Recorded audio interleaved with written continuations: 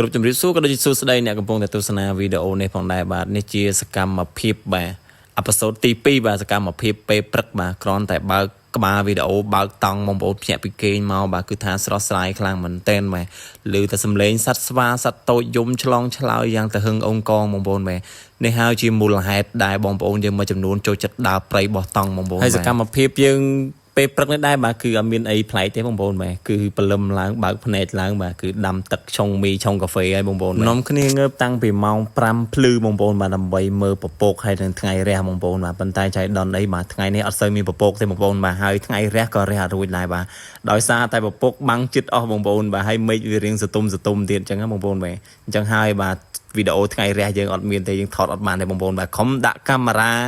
ចាំតាំងពីម៉ោង5រហូតដល់ម៉ោង7 8ព្រឹកបាទគឺអត់មានថ្ងៃរះទេបងប្អូនបាទទេសភាពខែនេះមិនសូវជាស្អាតប្រហែលទេបងប្អូនបាទបើសិនជាបងប្អូនចង់មកលេងបាទអាចមកខែធ្លាក់ភ្លៀងបងប្អូនបាទគឺទេសភាពវាលស្មៅបាទគឺខៀវខ្ចីតែម្ដងបាទហើយខ្ញុំមកនេះបាទគឺខែ4បាទអញ្ចឹងហើយស្មៅវាទៅតែលាស់បានតិចតួចមែនតើបងប្អូនបាទបើសិនជាមានលើកក្រោយបាទយើងនឹងមកឲ្យចំខែដែលស្មៅខៀវខ្ចីតែម្ដងបាទហើយយើងនឹងមកមើលបាទមកបោះតង់ដើម្បីមើលថ្ងៃរះ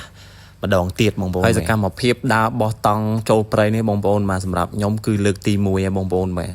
សកម្មភាពដែលខ្ញុំដើរចូលព្រៃបោះតង់ឆ្លងភ្នំបាទឆ្លងកាត់ភ្នំ3 4 5នៅខាងក្រៅខ្ញុំនោះបងប្អូនឃើញស្រាប់ហើយបាទ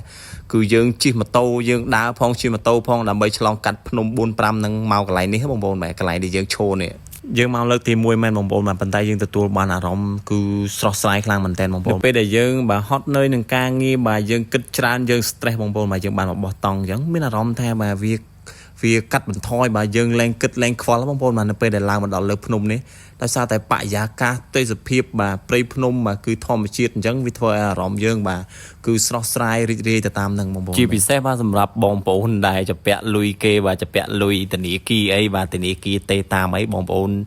រត់គេចអត់ដឹងទៅណាឯងបងប្អូនអាចមកចូលព្រៃបោះតង់ដូចខ្ញុំបានបងប្អូនបាទគឺធានាថាអត់មានពីណាគេរកបងប្អូនឃើញទេបាទហើយសម្រាប់បងប្អូនដែលចង់មកលេងនៅវាលធំវីរៈជ័យនេះបងប្អូនបាទគឺចម្ងាយចេញពីតាវែងមកត្រឹមតែ22គីឡូទេបងប្អូនបាទយើងធ្វើការមកដល់នៅកំពូលភ្នំបាទវាលធំតែម្ដងបាទប៉ុន្តែ22គីឡូហ្នឹងយើងត្រូវចំណាយពេលជិះម៉ូតូបាទ3ម៉ោងទៅ4ម៉ោងបងប្អូនបាទទៅតាមហ្នឹងទៅតាមអ្នកជំនាញមិនជំនាញអញ្ចឹងបងប្អូនបាទបើសិនជាបងប្អូនតនេបងប្អូនមានពេលបាទខ្ញុំគិតថាបងប្អូនគួរតែមកភ្លក់រសជាតិបាទនៃការចូលព្រៃបោះតង់ម្ដងខ្ញុំធានាថានឹងធ្វើឲ្យបងប្អូនមានអារម្មណ៍ថាប្លែកបងប្អូនអ្វីដែលប្លែកនោះគឺត្រង់ថាបងប្អូនធ្លាប់តែនៅក្រុងនៅអីអញ្ចឹងបងប្អូនមកចូលព្រៃបោះតង់ដូចខ្ញុំនេះបងប្អូនបាទបងប្អូននឹងឃើញអ្វីដែលបងប្អូនអត់ដែលបានឃើញបាទដូចជាទេសភាពដូចជា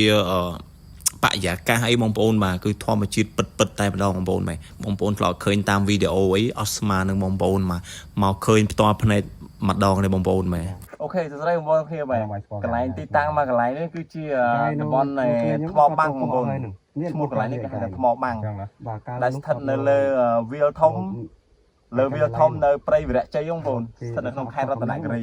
ហើយនិយាយពីទេសភាពបងប្អូនមែនគឺស្អាតមែនតើដូចថ្មលុយនៅគិរីរំអត់ស្អាតដូចនៅកន្លែងនេះបងប្អូនបាទហើយចំពោះទីតាំងមកកន្លែងនេះបងប្អូនបាទมันងាយមានអ្នកឡើងមកដល់បងប្អូនភាគតិចអ្នកឡើងមកដល់បងប្អូនបាទនៅពេលដែលយើងឡើងមកដល់បាទគឺស្រស់ស្អាតមែនតើមើលខាងក្រៅវាលព្រៃបងប្អូនហើយមកជារឿងភ្នំនៅខាងនោះ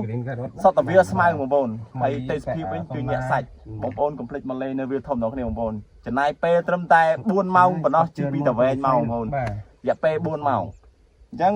នៅពេលដែលយើងមកដល់មានអារម្មណ៍ថាស្រស់ស្រាយមែនតើបងប្អូនទេសភាពគឺស្អាតអញ្ចឹងបងប្អូនអាចមកលេងបានបាយបាយ